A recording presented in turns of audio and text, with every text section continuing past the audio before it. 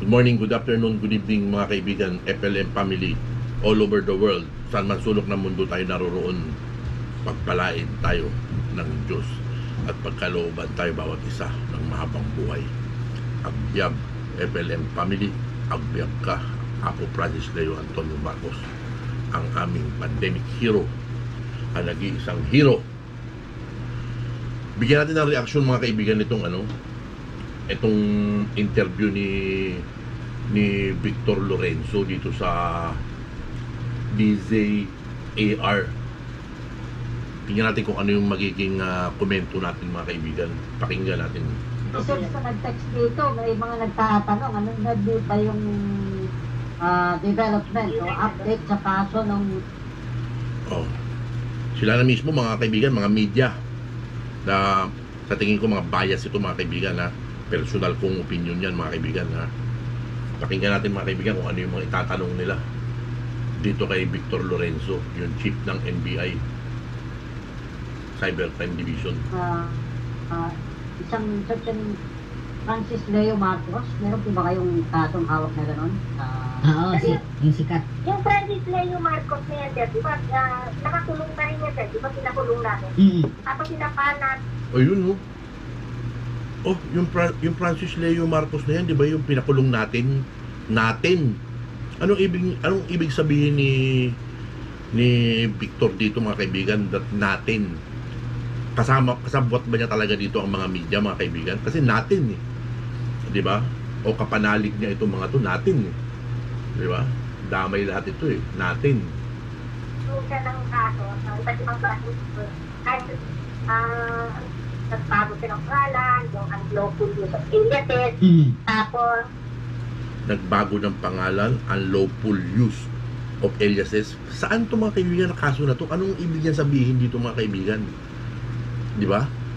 Dumaan naman sa legalidad yung pagpalit niya ng pangalan mula Norman Antonio Mangusin to Francis Leo Antonio Marcos mga kaibigan. Dumaan ito sa legal na proseso. So ano ang gustong i-prove nila dito mga kaibigan? Yun ang pinagtataka ko rito, bakit ito pinag-iinitan nila mga kaibigan claiming, yaman. Tapos tuklasan namin, sir, madami talagang mga kaso na na-file sa kanya ng different complainant. So, hinalungkat namin lahat po, sir, sinerve namin.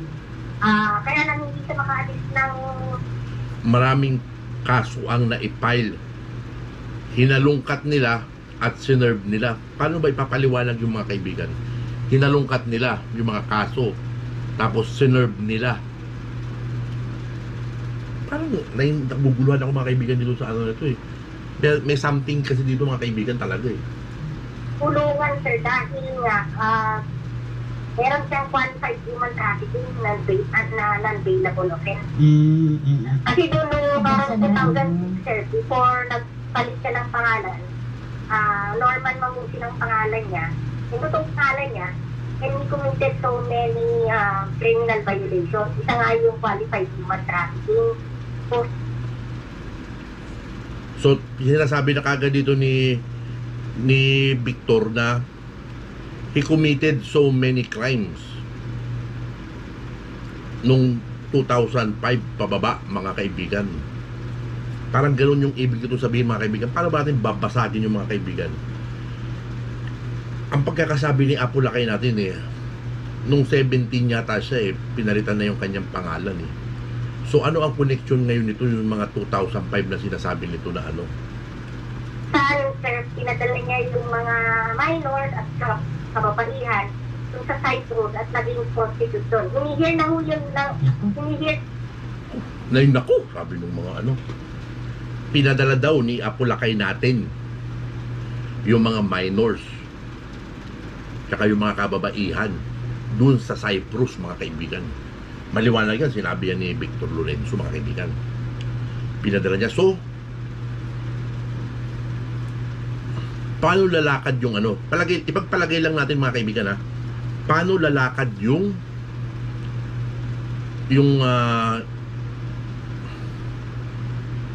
human trafficking o itong human trafficking ito mga kaibigan. Siyempre kailangan ginawa ni Apo Lakay natin, ni-recruit niya yung mga babae, unang-una.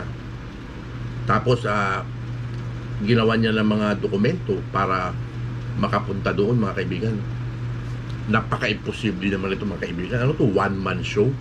Siya recruiter, siya yung trafficker, siya lahat, mga kaibigan. Solo lang niya, mga kaibigan. Di ba nabanggit na nga nung isang yung isang pakilalang witness, mga kaibigan, na tumitestify laban sa Apo Lakay natin na na hindi niya kilala ang isang Apo Francis Leo Antonio Marcos natin, mga kaibigan. Bagkus ang kilala niya ay yung nagngangalang Peralta, yung apelido, mga kaibigan, na siya daw nag-recruit at nagpaalis sa kanya, mga kaibigan. So paano na naman ito dinidikit na naman nila, mga kaibigan? Paano kaya nila ginagawa sa batas yan, mga kaibigan? Gado ngayon yan. Mga more or less po kaya, sir, ilan po yung kaso na kinakaharap nung inungkat nyo pa, yung background nito? Yung inungkat nyo pa. Parang, ano ibig sabihin nito? Parang i-discredit talaga o siraan talaga ang pagkatao ng isang Francis Leo Antonio Marcos. Talaga yung mga tanong nitong mga reporter na to, ng mga bias talaga, mga kaibigan, di ba? Talagang bias talaga. Ay, nakakagigil. Maliban na sa mga kaso na elder na ang panamin sa kanya, ating intern na. Okay, paputol-putol. Nastupid pala si Victor. 5 pa, sir. Yes, sir. Ang mga ilan po total? Yes, sir, Vic. Sir, 6. tapos kami mga 6 separate charges sa amin, sir. So may 6 na kaso at gumawa pa raw sila ng 6 pa separate galing sa kanila mismo, galing sa ahensya ni Victor Lorenzo, mga kaibigan. 6 pa. So ano-ano kaya yung mga ng kaso na yung, mga kaibigan, di ba? Tama pa kaya yung ginagawa nito, mga kaibigan, na nagpapa-interview pa sa media, sinasabi pa yung nung mga kaso, yung mga ganito, ganyan, pati yung mga pagpapalit ng mga pangalan, pati ganito, ganyan, inuungkat niya lahat, mga kaibigan. Ano kaya ang motibo nito, mga kaibigan, di ba? Mamaya pakinggan pa natin. Mga 100 po yung kaso. Opo. Kaya pala kasi maraming namimiss sa kanya, yung mga supporters niya, yung mga diehard supporters niya. Ayan na, naiinggit itong mga kaibigan, tingnan natin, mga kaibigan, ilan ba yung subscriber nitong na to? Ano bang pangalan nito? Tingnan natin, DCAR. Kaya naman pala, mga kaibigan, 112K lang pala yung mga nito, yung mga subscriber nito, nagpapataas lang ito, mga kaibigan, ang liit-liit lang pala ng bilang nito, mga kaibigan, kumpara sa bilang ng supporters ng Apo Lakay natin, mga kaibigan. Talagang mga bias talaga itong mga wala namang K. Yan, namimiss na siya. Yun pala, ang dami pala. Pero yung mga pangalan doon, sir, iba-iba. Ginagamit niya kasi sila palagi, sir. Since 2006. So, ang sinasabi dito ni Victor, since 2006, ang ginagamit na niya ay Francis Leo Antonio Marcos. Malinaw yan, mga kaibigan, galing kay Victor yan, mga kaibigan. So ano kaya magiging depensa natin dito, mga kaibigan? Kung makakapagpakita ang Apo Lakay natin na 2005 below, Francis Leo Antonio Marcos na yung ginagamit niya. Ipalagay natin kung nagsimula siya nung grade 5 o nung 17 years old siya, kung alin doon sa dalawa na yung, mga kaibigan. Siyempre, may mga school record siya, mga kaibigan. May mga transaksyon na ginagawa ang Apo Lakay natin. Meron niya mga biniling mga properties, meron niyang biniling mga o may tinanggap yan na mana, may mga pinirmahan siya below year 2006 pababa, mga kaibigan. So ito ngayon yung magiging depensa natin para pasinungalingan na nagpalit siya lang pangalan noong 2006 na sinasabi nito ni Victor. Maaaring gano'n, mga kaibigan. merong something dito, merong something. Ano na, Francis Leo Marcos. Marami. Tagal na rin niya nakakulong, no? 1 year na ba? 1 year, umabot na? Nagwa 1 year? Mag-isang taon na po. Mag-isang taon. Mag-iisang taon. So, hindi siya makalaya, hindi siya maka-bail because of this, yung tinatawag na human trafficking, dahil doon sa kaso yun, yung isang yun. Tama po. Tama, non-bailable. Opo. Hindi naman po ito miyembro ng isang sindikato po. Dito po sa latest Survey. O, kita nyo mga kaibigan. O, alam namin na ito ang umiipit sa aming apula kay Francis Leo Antonio Marcos. Na ito talaga yung ginagawan talaga nila ng paraan na dito talaga maipit. Dahil talagang mababalikan itong mga tinamaan ng lintik na to pag ito napatunayan sa korte na may ginawa itong mga to na na hindi maganda o meron itong mga binaluktot na batas mga kaibigan. Umahapdi yung mata ko eh. Nalagyan ng alcohol na naman eh. Pasensya na. Medyo kasi sinusumpong din tayo ng anxiety. Yan, medyo utal-utal tayo. Pakinggan na natin ulit mga kaibigan. Pasensya na kayo sa vlog ni Lolo Miguel. I-shoutout nga pala doon sa mga members ko. Nakalimutan ko na ito. I-shoutout ito mga ito eh. Kay Marcos Miguel, kay Maribel Hongkong at sa ating asawa. Shoutout. Tuloy natin. Survey? Yung protege niya na nasa abroad, yung certain yan ba? Lalaki ito na nagpo-provide ng mga video footages doon sa bagong kaso kay Christina Becerra. So naiba yung topic mga kaibigan. Tingnan natin kung ano yung sa loobin ng isang Victor Lorenzo sa pagpapahayag niya, kung may interest ba siya rito. Kasi makikita natin mga kaibigan, pagtungkol kay Apo Francis Leo Antonio Marcos, talagang alam niya yung sasabihin niya, alam niya kung paano niya aanuhin eh. Talagang nakapokus siya. Di ba tingnan natin dito kay Sian Gasa kung ano yung magiging reaction ni Victor Lorenzo sa tanong nitong mga reporter na to, itong mga Magkakasabot daw ito sa mga pang-i-scam eh. Sabagay, lusot siya doon mga kaibigan kasi ang paratang niya dito kay Victor Lorenzo minumungkahin niya magkakasabwat daw ito sa mga scam. Diba? Lusot siya doon kasi daw lang ang sabi niya eh. Hindi niya talagang tinumbok talaga eh. Gusto pa nilang i-connect, gusto pa nilang natin kung ano magiging sagot ni Victor Lorenzo. Ay Francis Leo Marcos, paano kaya nangyayari doon na nasa abroad itong tao? Pagante siya. Intelligence. May mga intelligence body siya dyan na nakapasok dun sa kaso ng flight steward na si Christina Becerra. Pino-provide niya sa mga vlogger yung mga video footages. Yun sir, hindi pa namin actually na-address. Napaka-resourceful ng tao. Pero di ba nakasuhan nyo na yan, sir? Sir, nakita namin yun sir, pero pa namin, tinitignan namin yung mga Di ba nakasuhan nyo na sir? Oo sir, nakasuhan na namin tapos tinitingnan namin ngayon yung mga activities. Tingnan natin kung ano pa yung kung mayroon talaga siyang interest dito sa isang Sian Gasa na to na sinasabi niya. post na is going to violate yung mga either sa data privacy or any violation.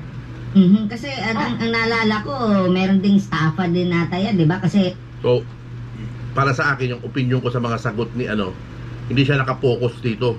Yung mga sagot ni Victor Lorenzo patungkol dito kay Sian Gasa, wala siyang research, wala siyang focus. Hindi niya tinatrabaho. Ibig sabihin, parang ganun lang yung opinion ko, hindi niya tinatrabaho itong Sian Gasa. Wala siyang interest, wala siyang alam. Parang ganun lang ang dating sa akin. sabi nga, mismo nga siya, aminado siya nga scammer din siya. Parang nakasuhan din ata yan, di ba? Mas updated pa itong mga mamamahayag na ito sa kay Sian Gasa. May research silang ginawa. So mas kilala nila kasi narinig nila o alam nila na nababanggit nga nito ni Sian Gasa na scammer, na siya ay scammer, siya ay ganito ganyan, nagtatago sa batas, pugante, ganito ganyan. Pakinggan pa natin mga kaibigan. Tapos ngayon nasa Middle East ata. May mga criminal record sir. Okay, susundatan ko lang. So yun ka lang yung maisasagot niya kasi nga may mga criminal record sir. Pero Hindi niya ma-specific kung ano yung mga criminal records, mga kaibigan. Napaka-bias na sagot, mga kaibigan. Pero nung una, patungkol kay Francis Leo Antonio Marcos, ang mga tanong, ang mga banat, consistent yung mga sagot niya. Alam niya kung ano yung mga kinaso. Alam niya kung ano yung mga inungkat. At yung mga ganito, ganyan-ganyan ang mga kaso. Meron siya may isasagot. Di ba? Kasi nga, tinutukan niya talaga to, o talagang pinatrabaho sa kanya ito, yung sarili kong opinion niya, pinatrabaho sa kanya ito, yun ang senaryo nakikita ko, mga kaibigan. So yun. Kasi this guy, Sian, supposed to be pugante ang tawag dyan. Kasi siya mismo nagsasabi, pugante siya eh. So, ang sinasabi natin dito ay bakit masyado siyang relax ba na di ba mga pugante ang tatago? Itong tao ay talaga nakakapag-vlog, hindi ba? Nakakapag-provide pa ng kung ano-ano. Siya ba hinahanap pa? Ma'am, medyo techie din kasi siya. Alam niya i-anonymize yung location niya. Kasi ang daming pwedeng VPN sa technology. So, ang kinatuwiran niya, kasi nasabi nga ng mga reporter na pugante ito, ganito, ganyan. So, medyo may nagka-idea si So, ang sinasabi lang niya na parang mahirap, ganito, ganyan. Kasi nga, technology, VPN, kinukoncede yung yung kanyang location, ganito, ganyan. Nasa ibang lugar. Para ma-mask mo yung IP addresses mo, yung location mo. Yun medyo challenge ngayon eh. Sir, meron na po ba kayong resulta sa investigation niyo po? Oo, dito sa sa pangyayari po kay Senador Gatchalian, sir? Sir, kanina lang siya nag-file ng formal complaint with us. Kaka-assign pa lang sa amin yung kaso. Yung mga coordinates kita kami dyan, yung katulad doon sa bangko, tapos doon sa food delivery service. Meron na kami mga coordination. Siguro by tomorrow, sir, makakuha na namin yung mga details. Pagkakaroon na rin kami ng specific investigative plan, saka theory kung ano nangyari doon sa account ni Senator. Sir, bago ko po kayo nakapanayam ngayon ay nakapanayam namin kanina si Senador at ang sabi niya galing sa nakuha yung information mismo doon sa bangko. Meron po bang mga ganitong... So, napunta na yung topic kay kay Senator Gatchalian. Hindi ko alam kung ano yung buod at istorya nito, mga kaibigan. Pero sige, pakinggan natin, mga kaibigan. Baka mabigyan natin ng reaction na rin kung ano ba yung nangyari dito. Uri din ng senaryo, sir, na na-hack, nanakaw yung laman ng na ganito rin yung modus sa bangko, diretso kumuha. Sir, yung sa tinitingnan pa namin kung paano na-compromise yung details ni Senator. Kaya lang, sir, madami sa public figure siya. Madaming sort of information ng mga details ko. So kung sa mga fraudsters, medyo mas madali sa kanilang kumuha. For example, yung birthday, date of birth, considering na public figures na to. So dito yung sir, kung i-update nila kung rin yung account mo, generate ng OTP yan, sir. Na isa-send din. Ito lang nakukulangan sa enforcement po. Yung activity, Pero yung kaninang tanong ng babae kanina, mga kaibigan, yung si Sian Gasa daw is masyadong kampante, masyadong relax daw na nakakapag-vlog pa, nakakapag-YouTube pa. Bakit kaya hindi nila itinanong yung tungkol dito kay Manuel Boy Mejorada na sobra pa sa pagka-relax, mga kaibigan? Nagmumol pa, pupunta pa ng ABS-CBN, nagbablog pa, pinangangalandakan pa niya yung sarili niya na parang wala siyang absolute warrant, parang wala siyang binayolate na graft and corruption, parang hindi siya nasentensyahan sa pandarambong. Di ba? Mas nakakahiya yun, mga kaibigan. Itong Sian Gasa nasa abroad dito eh. Pwede pa silang magdahilan dito na na nahihirapan silang i-identify yung IP address kung saan lugar, ganito, ganyan. Pero itong si Manuel Boy Mejorada, mga kaibigan, nandito lang sa Pilipinas, mga kaibigan, di ba? O talagang hindi lang nila tinatrabaho, mga kaibigan? Ano sa tingin ninyo? Di ba? Bakit hindi binabanatan itong mga media personalities na ito, mga kaibigan, di ba? Pandarambong yun, tsaka tsaka paninirang puri, mga kaibigan. Napakaraming paninirang puri na kinakasangkutan itong isang Manuel Boy Mejorada na ito, mga kaibigan, na chairman ng United Talino Warriors, mga kaibigan. Diba? Tapos meron pang isang mga kaibigan meron na namang panibagong binabanatan ito si Manuel Boy Mejorada. Bigyan natin ng reaksyon sa ibang pagkakataon, mga kaibigan, para ma-separate, makagawa tayo ng iba't ibang vlog. Kumbaga parang tahimik ngayon sa kampo ng Apulacay natin, mga kaibigan. Wala masyadong issue. Ang pinaka-issue na huling-huli ay itong pagpunta nga ni Sekiyama dito kay Leon Javier. Tapos nung kinabukasan nakinig ako ng vlog, ando doon si Leon Javier, mga kaibigan. So ang gustong palabasin na naman ni Leon Javier kasi nakaakyat na naman siya sa live ni Apulacay natin na ang ginawa daw niyang style parang nag-espiya daw siya doon sa kabila. Yun na naging parang papel niya. Pero Victoria Vlogs and everybody down sa comment section, everybody upstairs hindi pumabor kay Leon. They didn't buy the words of Leon Javier. So syempre walang magawa si Sekiyama. Siguro napag-usapan nila doon sa barangay na sige, gawa natin ng parang kung makakabalik ka pa. Pero supporters na mismo nagsabi ayaw na nila na bumalik si Leon Javier. Pwede siya maging independent na lang. Pero ngayon parang may naririnig na naman ako na nag-vlog na naman ito, nakausap na naman itong sila Inday Camote, sila 3 inches. So malalaman din natin yan sa mga susunod na ano pa ba yung pwede natin mapagkwentuhan, mga kaibigan. Abangan natin, mga kaibigan, itong Greater Humanitarian, mga kaibigan. Pagkatapos nitong Greater Humanitarian, mga kaibigan, wala nang pwedeng maibato pa ang mga basher o matutunaw na ng tuluyan itong mga basher, mga kaibigan. Alam nyo kung bakit, mga kaibigan? Dahil ito ang magpapatotoo sa lahat ng ating mga sinasabi, mga kaibigan, na ang isang Francis Leo Antonio Marcos ay hindi basta-basta pagdating sa kakayanan maglabas ng napakalaking halaga ng salapi, mga kaibigan. Lahat ng kanilang mga paratang, lahat ng kanilang mga ay matatabunan lahat ito, mga kaibigan. Dahil yung 1 milyong sako ng bigas na ipamimigay, mga kaibigan, ito ay hindi birong pera ang gagastusin ni Apulacay natin dito, mga kaibigan. Basta isama na natin yung magiging parte ng FLM Family Worldwide, mga kaibigan. Batak gabuhok lang siguro ang maibibigay ng FLM Family, yung maishishare ng FLM Family Worldwide. Alam nyo, mga kaibigan, kinuwenta ko sa 1,200 lang na per sako ng 25 kilos of rice, mga kaibigan. Sa bigas pa lang, mga kaibigan, bigas lang excuse me, ay pumapatak na ito ng 1 billion 200 million, mga kaibigan. 1 billion at 200 milyong piso. Pero syempre gagastos pa tayo sa venue, gagastos pa tayo doon sa mga logistics, doon sa mga kung ano-ano pang mga gastos, mga kaibigan, para mapaghandaan ng maigi ito. So ang kalkulasyon ko rito, ang suma total ng mga gastos ni Apulacay natin ay 1 billion at 300 milyon.